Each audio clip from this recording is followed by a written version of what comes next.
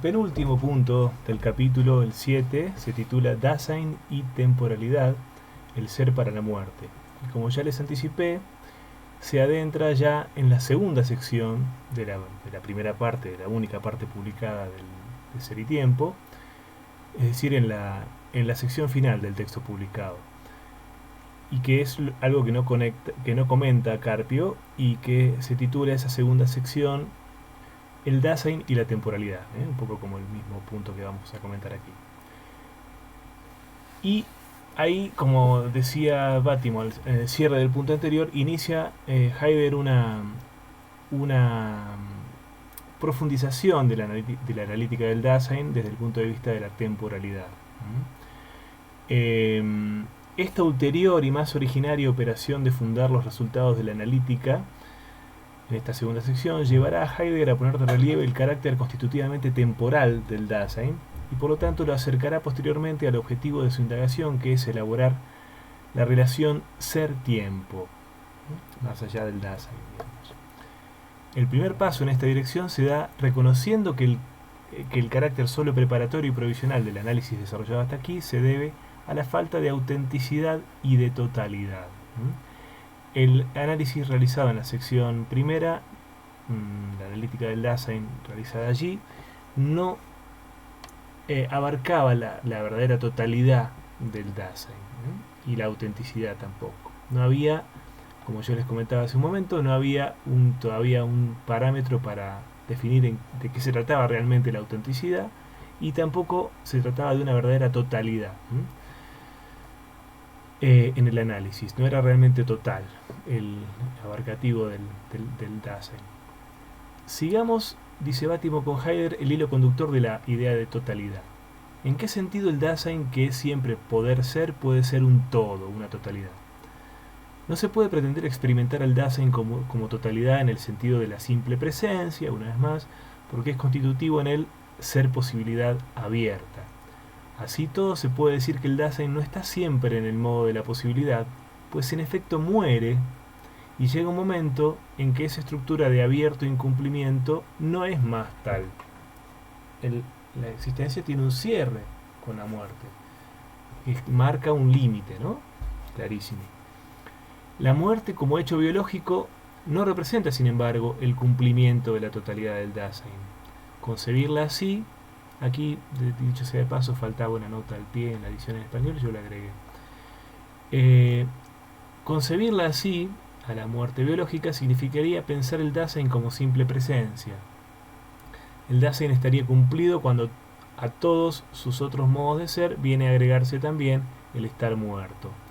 El morir, empero, no es un hecho que se agregue a otros y que complete la totalidad del Dasein, puesto que cuando está muerto el Dasein, lejos de ser un todo, no es más. Entonces la muerte biológica no cuenta en absoluto, porque justamente cuando se da el Dasein como existencia no es más, no cuenta más. Este discurso, sin embargo, no puede concluir sencillamente negando que la muerte sea una posibilidad del Dasein, según el viejo razonamiento epicúreo, para el cual cuando estoy vivo mi muerte no está, y cuando sobrevenga mi muerte yo ya no estaré más, por lo cual en el fondo la muerte no me incumbe.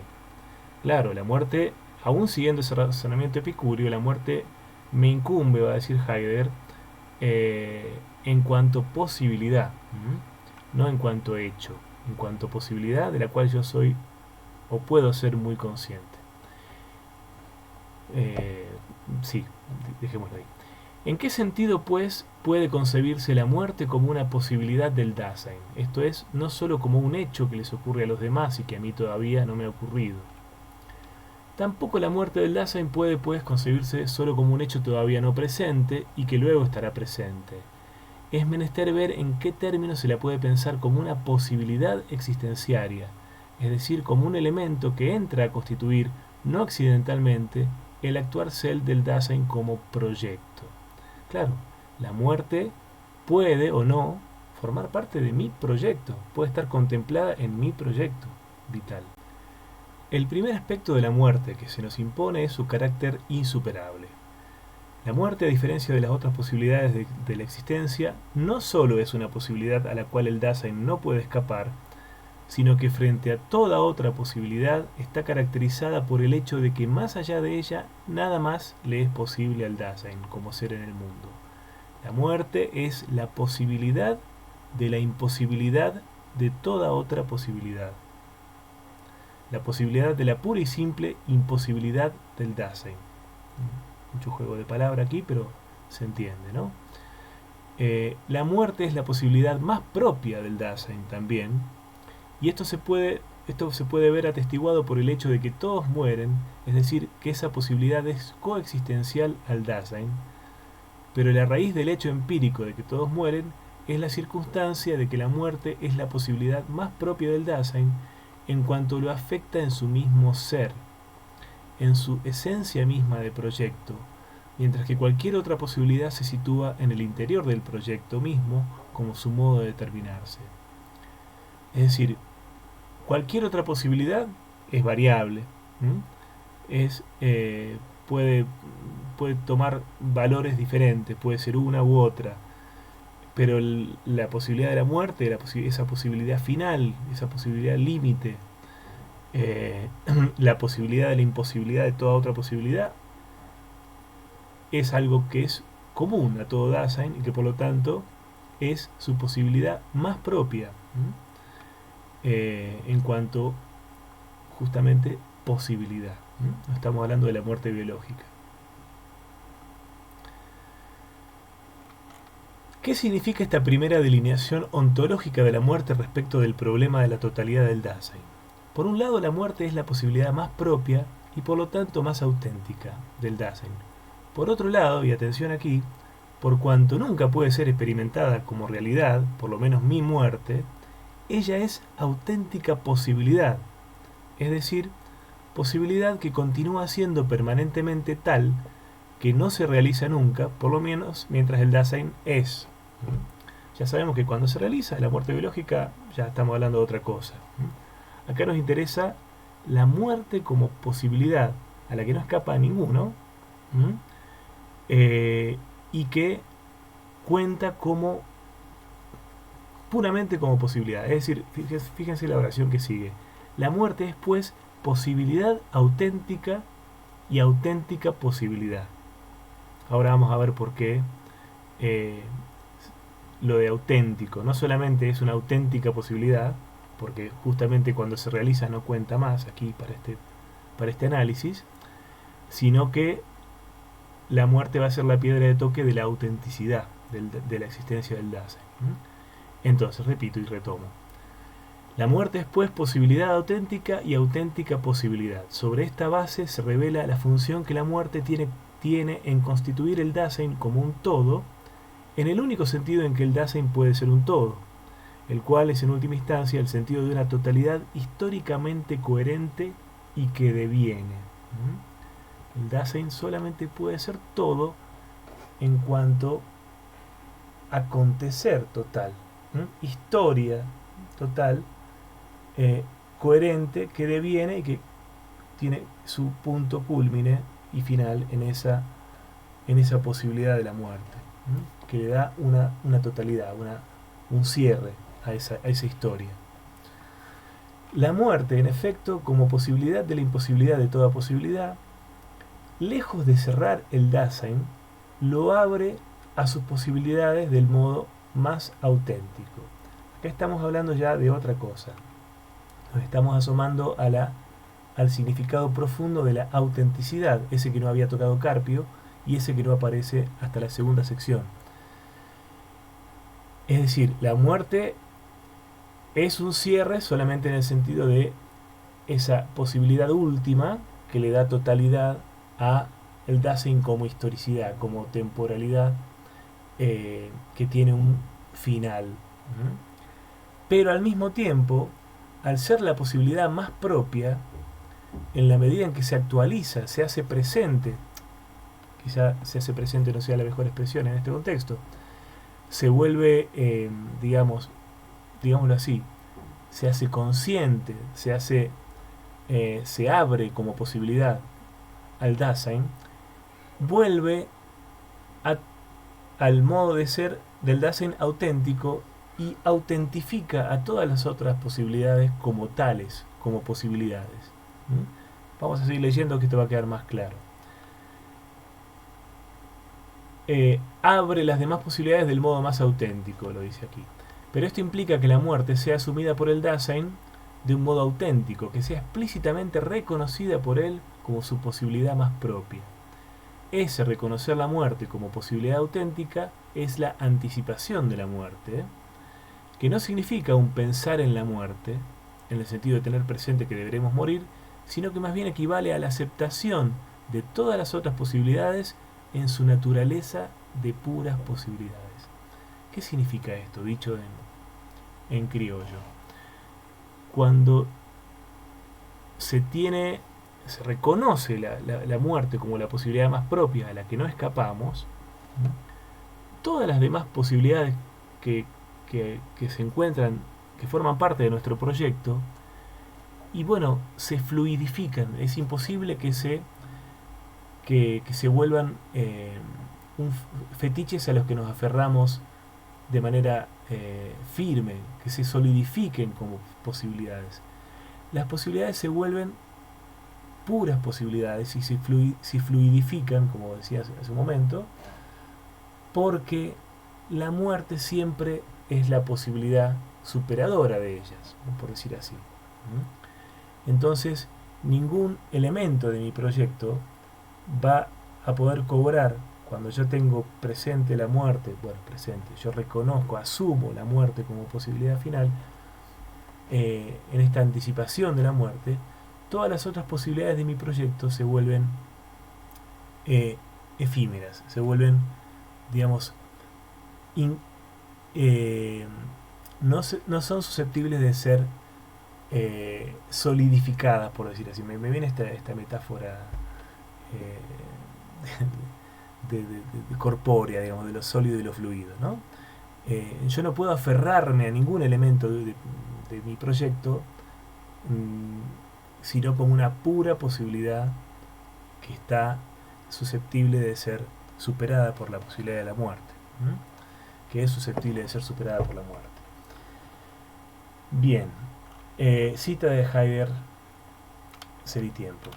La liberación anticipante por la propia muerte libera de la dispersión en las posibilidades que se entrecruzan fortuitamente, de suerte que las posibilidades efectivas, es decir, situadas más acá de aquella posibilidad insuperable, puedan ser comprendidas y elegidas auténticamente. ¿Qué es auténticamente? Como tales, como meras posibilidades. La anticipación abre a la existencia como su posibilidad extrema, la renuncia a sí misma y así disuelve toda solidificación, aquí lo dice el mismo Heidegger, en posiciones existenciales alcanzadas. Puesto que la anticipación de la posibilidad insuperable abre al mismo tiempo a la comprensión de las posibilidades situadas más acá de ella, ella lleva consigo la posibilidad de la anticipación existencial del Dasein total, esto es, la posibilidad de existir concretamente como poder ser total. Y continúa, Bátimo, ¿no? La anticipación de la muerte se identifica con el reconocimiento de que ninguna de las posibilidades concretas que la vida nos presenta es definitiva. De esa manera, el Dasein no se petrifica proyectándose definitivamente sobre la base de una u otra de estas posibilidades, sino que permanece continuamente abierto. Solo esto le garantiza el poder desarrollarse más allá de cada una de las posibilidades que va realizando. Cuando yo tengo presente la muerte, como posibilidad superadora de todo en última instancia, y bueno, ninguna de mis otras posibilidades se me presenta como definitiva, como decisiva, como la verdaderamente crucial, ¿no? Ahora resulta claro en qué sentido la muerte desempeña una función decisiva en la constitución del Dasein como totalidad auténtica. Al anticiparse en la propia muerte,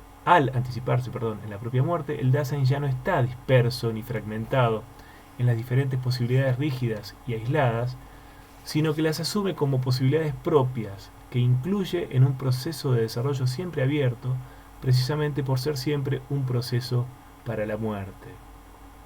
Esto recuerda un poco, esto de la dispersión, recuerda un poco a Plotino y a San Agustín, ¿verdad? Esto de perderse, dispersarse en lo que en el tiempo, en aquello que verdaderamente no cuenta, cuando debemos dirigir toda nuestra atención al uno. Bueno, aquí hay una familiaridad con ese razonamiento, una familiaridad que quizás sea más estrecha de lo que parece. A partir de ahora podemos afirmar que solo al anticipar la muerte propia, que posibilita posibilidades, las vuelve verdaderamente posibilidades, el Dasein tiene una historia, es decir, un desenvolvimiento unitario más allá de la fragmentación y de la dispersión, nuevamente mencionadas aquí. La autenticidad que la analítica había descubierto, pero de la cual solo había esbozado los contornos, adquiere ahora un ulterior carácter definido. Sabemos bien de qué se trata ahora la autenticidad. Hemos visto que uno de los caracteres esenciales de la existencia inauténtica es la incapacidad de apropiarse de las cosas en su verdadera esencia de posibilidades, es decir, de incluirlas, abarcarlas en el proyecto propio. Ahora la anticipación de la muerte, que constituye al Dasein como un todo auténtico, suministra la fundación radical del hecho de que el Dasein auténtico es tal precisamente y solo en cuanto se relaciona con el mundo en términos de posibilidades. En tanto proyecto, puro proyecto, ¿no? Puras posibilidades, orientadas en última instancia hacia esa posibilidad final, por llamar así. Y de manera más general, en el análisis preparatorio de la primera sección de Ser y Tiempo, la autenticidad permanecía en suspenso y de cierto modo abstracta, pues era todavía principalmente la estructura de fondo que la reflexión existenciaria descubre solo en la inautenticidad de lo cotidiano. En cambio ahora, el concepto de anticipación de la muerte pone de manifiesto lo que es la autenticidad, precisa y concretamente la existencia auténtica. Pero todavía se trata, dice Heidegger, de una delineación de la autenticidad en el nivel puramente existenciario. Bueno, aquí hace una distinción Heidegger que realmente no nos interesa demasiado, pero que no le vamos a esquivar el bulto. Hasta aquí venimos hablando en términos ontológicos del ser para la muerte, de la muerte como posibilidad que proporciona, que cumple la función de dar autenticidad al ser del Dasein. Pero no lo estamos enfocando desde un punto de vista existencial. Lo enfocamos desde un punto de vista existenciario, pero todavía no existencial. Es decir, cómo se manifiesta a nivel de un Dasein concreto, de una vida concreta del Dasein, no a nivel de la filosofía de Heidegger. Entonces, es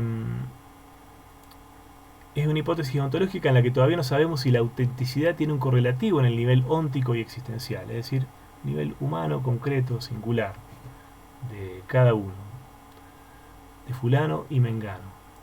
En sustancia, ahora que se ha precisado la noción de autenticidad-totalidad, mediante el concepto de anticipación para la muerte, se trata de ver si en el plano existencial, óntico-existencial, no en el de la reflexión filosófica, sino en la vida concreta, el ser para la muerte se presenta como término efectivo de una alternativa que el Dasein puede elegir. ¿Se da realmente el ser para la muerte? ¿Se hace presente en una existencia concreta el ser para la muerte? Bueno, yo vengo anticipando que sí, ¿no? Al hacer los comentarios que hice. El esfuerzo de concretar, dice Bátimo, en el plano existencial los resultados del análisis existenciario tendrá no solo el sentido de dar una confirmación de tales resultados, sino que además abrirá el camino de ulteriores y efectivos desarrollos. La búsqueda de una posibilidad existencial de la anticipación de la muerte conduce a Heidegger a elaborar una compleja doctrina de la decisión que implica el empleo de conceptos objetivamente enredados, como los conceptos de conciencia y de culpa, a los cuales nos referiremos ahora en la medida mínimamente indispensable, dice Carpio, para dar una idea de la problemática final de la segunda sección de Ser y Tiempo, la segunda y última sección de Ser y Tiempo. Hay que ver qué cosa en la existencia cotidiana misma hace posible algo como un hacerse auténtico por parte del Dasein. ¿Cómo se da esa autenticidad en la existencia cotidiana misma? Anticipar la muerte no quiere decir renunciar a las posibilidades efectivas, quiere decir tomarlas en su verdadera naturaleza de puras posibilidades, como dijimos, y esto exige una especie de suspensión de la adhesión a los intereses intramundanos en los cuales estamos siempre dispersos. Hay, como dijimos, una toma de distancia de esos intereses intramundanos, de esas posibilidades intramundanas, más acá de la muerte, que es lo que en eso consiste la autenticidad. Bueno, ahora bien, eso que en el lenguaje común se llama la voz de la conciencia constituye justamente ese fenómeno existencial del cual puede partir el hacerse auténtico del Dasein. La voz de la conciencia sería, aquí, según lo que plantea Heidegger, a nivel óntico existencial, aquello que nos está reclamando autenticidad, nos está reclamando ser auténticos. Esa voz no dice nada que pueda ser discutido o comunicado y por eso se puede afirmar que habla como en silencio. Esa voz se limita a remitir el Dasein a sí mismo, lo cual significa que no ordena contenidos precisos, en este sentido es análogo al imperativo kantiano, sino que solo pide al Dasein que asuma una posibilidad concreta, no porque así se hace, sino como posibilidad propia. Es decir, que no seguir, la voz de la conciencia nos ordenaría no seguir al rebaño, sino seguir nuestra posibilidad más propia. Esto es lo que hipotetiza Heidegger, ¿no? Puesto que el Dasein vive siempre ante todo en la dispersión y en la inautenticidad, la conciencia habla negativamente, en el sentido de que es común hacer presente al Dasein una culpa, y aquí aparece la otra palabra, culpa, en la que se encuentra desde siempre. La culpa de la inautenticidad inicial de la que hablamos ya, ¿no? Esa es una especie de culpa original, pecado original, podríamos decir, del que ninguno nos libramos. En la voz de la conciencia se nos anuncia una culpabilidad originaria del Dasein. Aquí sí podemos darle originario un sentido más bien cronológico, que no es posterior a ningún acto culpable, sino que antes bien constituye el fundamento y la base de la posibilidad de cualquier culpa individual.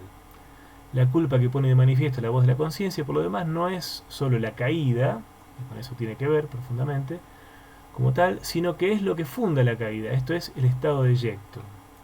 A ver, habría una culpabilidad en el estado deyecto mismo, en el hecho de hallarnos embargado por el ente en esa facticidad en la que nos vemos arrojados desde un principio. La negatividad a la que siempre alude el concepto de culpa, una culpa se llama también comúnmente una falta, es la negatividad que caracteriza el estado deyecto y que se manifiesta en el carácter deyecto caído de la existencia cotidiana. Es decir, la caída es posible porque nos encontramos arrojados entre los entes y embargados por ellos. En el llamado de la conciencia, el ser deyecto caído de la existencia inauténtica representa la situación negativa y de dispersión en que se encuentra siempre el Dasein y de la cual debe salir reencontrándose a sí mismo. Pero la inautenticidad cotidiana está fundada en el estado deyecto, ya lo dijimos. El estado deyecto es algo en el que uno se encuentra sin haberlo querido ni elegido. Es pues una situación de la que se trata de cobrar conciencia. Es decir, la facticidad del estado deyecto es nuestra culpa originaria, porque en ella se funda toda la inautenticidad y toda la caída. Entonces, de alguna manera hay que cobrar conciencia de esa culpa y superar esa inautenticidad. El estado deyecto no se puede superar de alguna manera, pero la caída sí. ¿Qué respuesta pide la voz de la conciencia? Salir del anonimato del sé, de la caída, para decidirse por lo propio. La decisión implica que las posibilidades entre las cuales está disperso el Dasein en auténtico sean elegidas como propias. Pero elegirlas como propias quiere decir al mismo tiempo elegirlas como posibilidades verdaderas, es decir, como auténticas posibilidades y en relación con la posibilidad más propia, esto es, con la muerte. La decisión que responde a la voz de la conciencia y que hace auténtico el Dasein no significa solo asumir responsabilidades respecto a esta o aquella posibilidad existencial, sino que es decisión anticipante de la muerte. Como verán, no hay gran diferencia, es una sutileza esto de plantear a nivel existencial el ser para la muerte, como llamado, como intermediado por la voz de la conciencia, pero bueno, así está, así aparece en Ser y Tiempo. Con esta noción de decisión anticipante de la muerte, se vincula el concepto heideggeriano de temporalidad entendida como sentido del ser del Dasein. Esto sí es muy importante. En cuanto a anticipación de la muerte, la decisión posibilita auténticamente posibilidades, no se petrifica en ninguna realización particular alcanzada, como dijimos, tiene un porvenir, un futuro. Siempre hay un futuro más allá de cualquiera de las otras posibilidades, que es la muerte. Ese futuro, ¿no?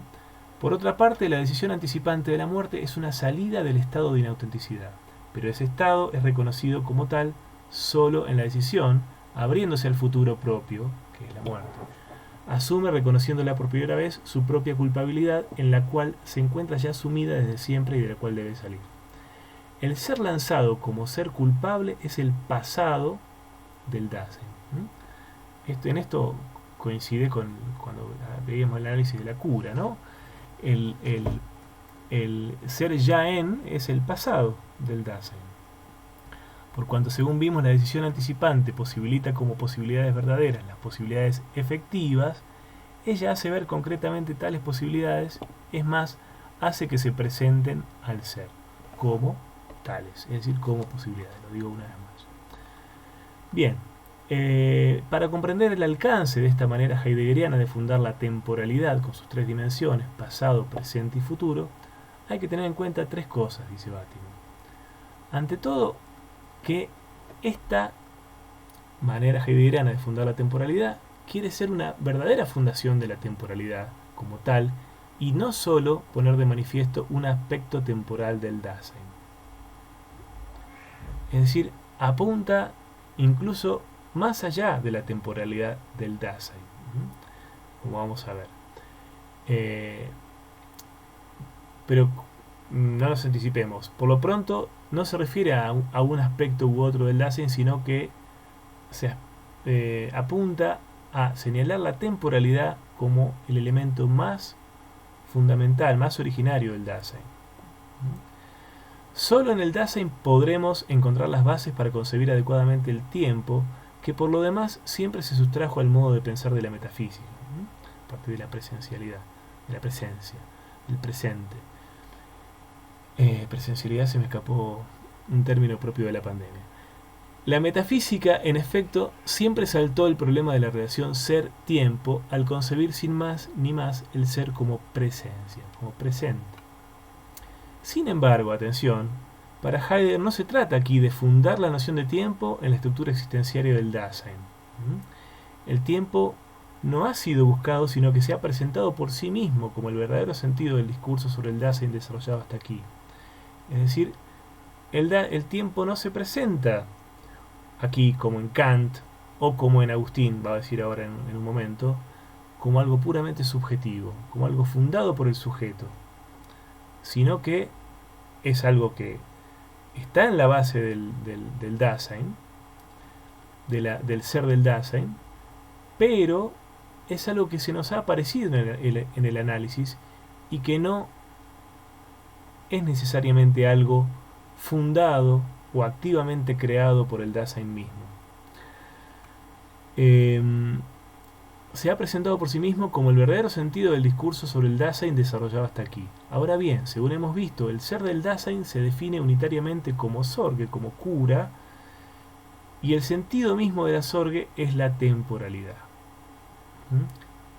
Entonces aquí tenemos a la temporalidad como elemento constitutivo originario del Dasein, en tanto la misma sorge que nos resumía, nos daba unidad a la estructura del ser en el mundo, está fundada como su sentido en la temporalidad. La temporalidad se revela como el sentido de la sorge auténtica. La decisión es posible solo como hecho temporal, de suerte que el Dasein está constituido radicalmente por la temporalidad. Y en tercer lugar, plantea Bátimo, de lo que se ha dicho resulta la diferencia que hay entre el planteo heideggeriano y el agustiniano, como anticipábamos recién, del tiempo como distensio animi, distensión del alma. Planteo retomado repetidas veces y variadamente en la historia de la filosofía, por ejemplo, por Kant. Pero Heidegger se distingue de San Agustín por no fundar la temporalidad en las dimensiones de la conciencia. Además, el significado de su discurso abarca no solo el tiempo o solo el ser del hombre, sino el ser como tal. Es decir, aquí Heidegger empieza a apuntar ya más allá del tiempo del hombre, de la temporalidad del hombre, del Dasein, o del ser del Dasein como tal, sino más allá al ser como tal, a la temporalidad como fundante y como ligada al ser como tal. Descubrir ahora que el sentido unitario de las estructuras de la Sorge es la temporalidad abre entonces el camino para la ulterior elaboración de la relación entre ser y tiempo, elaboración que, como veremos, no llegó nunca luego a realizarse, por lo menos en esta obra que queda inconclusa. Veamos brevemente este apartado final del capítulo, que se titula Resultados y perspectivas de la ontología fundamental. En el descubrimiento de la temporalidad como sentido unitario de la Sorge está contenido en sustancia el resultado de las indagaciones de la segunda sección de Ser y Tiempo, sección que, no obstante, se continúa todavía estudiando también el origen de la visión trivial del tiempo como una serie de horas, y también en esta sección hay una aplicación del concepto de temporalidad al problema de la historia. También aquí, en este último punto, por más que Heidegger declara que quiere contribuir a la solución de las cuestiones planteadas por Dilthey, su problema no es, su problema es no el de fundar las ciencias históricas o en general el concepto de historia, sino discernir las razones por las cuales, sobre todo en la filosofía del siglo XIX, el problema del ser se fue vinculando cada vez más con el de la historia. Como la temporalidad aparece cada vez más como constitutiva de las filosofías del siglo XIX. Sin embargo, se puede considerar que la trayectoria de Ser y Tiempo está conclusa al manifestarse la temporalidad como sentido del ser del Dasein, lo cual debería permitir el paso a la tercera sección proyectada y no escrita, la cual debía titularse Tiempo y Ser. Tiempo y Ser, no se confundan, es el título de una conferencia del año 62, que luego escribió Heidegger y pronunció Heidegger mucho más tarde, ¿no? 35 años más tarde. Que retoma estos temas, pero que no se puede considerar de ninguna manera como esa tercera sección no escrita y retomada tantos años más tarde. Retoma los temas desde otra perspectiva, desde otro Heidegger, digamos. Como se recordará, Heidegger había partido de la posición de que la metafísica siempre concibió el ser según el modelo de la siempre presencia, con lo cual la metafísica mostraba que privilegiaba, sin fundarlo explícitamente, una dimensión del tiempo, el presente. ¿Cuál es el fundamento de esta conexión originaria del ser con el tiempo, y especialmente con una determinación particular del tiempo, el presente?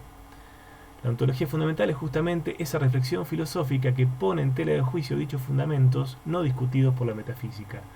Reflexión filosófica que, por lo tanto, no trata de encontrar un auténtico fundamento de la metafísica misma. Cabe esperar que, por analogía con los pasos dados hasta ahora, puesto que la temporalidad se reveló en la base de las estructuras de la Sorge, también la temporalidad del ser mismo se manifieste como la base más originaria de la temporalidad del Dasein. Es decir, el Dasein es temporalidad en última instancia porque el ser mismo es temporalidad. Cabe esperar eso. Para lanzarse a esta ulterior indagación, sin embargo, es necesario plantear todavía dos problemas que están indicados en el párrafo 83, el último, de la parte publicada de Ser y Tiempo. En primer lugar, si, como se vio, el ente intramundano no es objetividad, ser ante los ojos, ni simple presencia, sino que es utilizabilidad, ser a la mano, ¿Por qué, de hecho, en el pensamiento metafísico el ser es siempre concebido en primer término partiendo de la simple presencia? ¿Por qué pasa esto? ¿Por qué esta reducción a cosa termina por tener siempre el predominio? En segundo lugar, se trata de ver qué es la comprensión del ser y cómo es posible para el Dasein, que se ha estado definiendo en virtud de la noción de Sorge y de temporalidad, dicha comprensión del ser. ¿Cómo es que se da la comprensión del ser? Heidegger habrá de decir más tarde que ser y tiempo quedó interrumpido por insuficiencia del lenguaje, esto es, por la imposibilidad de desarrollar la indagación disponiendo solo del lenguaje filosófico heredado de la tradición metafísica, dominada por la idea de ser como presencia. En esta dificultad que constituye el núcleo aún positivo de todo el ulterior desarrollo del pensamiento heideggeriano, los dos problemas indicados en la parte final de Ser y Tiempo, en el parágrafo 83 recién mencionado, se revelan radicalmente unidos. Es decir, la metafísica, como herencia de un lenguaje y de un conjunto de esquemas mentales, aparece como el principal impedimento para pasar de la comprensión implícita del ser, que el Dasein siempre tiene, a una comprensión filosófica que vaya más allá del ser ante los ojos y de la inautenticidad en general. La metafísica tradicional y su lenguaje aparece como el principal impedimento. En estos dos términos, o sea, aquí se junta entonces por qué la metafísica como comprensión del ser siempre como ente ante los ojos, y su lenguaje es el principal impedimento para la comprensión filosófica que supere la comprensión inauténtica.